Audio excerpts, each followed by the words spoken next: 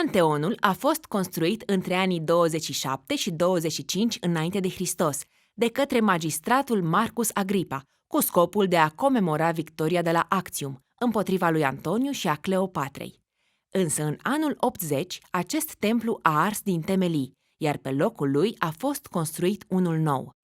Acesta are forma unei sfere perfecte, încadrate într-un cilindru. Cupola enormă este considerată o capodoperă a artei arhitecturale romane, înălțimea ei constituind jumătate din înălțimea totală a domului. Ușile masive de bronz, prin care se face accesul în interiorul clădirii, cântăresc în jur de 20 de tone fiecare. Intrarea este înfrumusețată cu un portic solemn, unde triunghiul frontului este susținut de 16 coloane gigantice. Ele au fost construite din granit roșu, egiptean, iar bazele și capitelurile din marmură grecească. Cupola era acoperită cu plăci aurite. Construcția nu are ferestre, lumina intrând printr-o deschizătură cu diametrul de 8 metri, situată în centrul cupolei.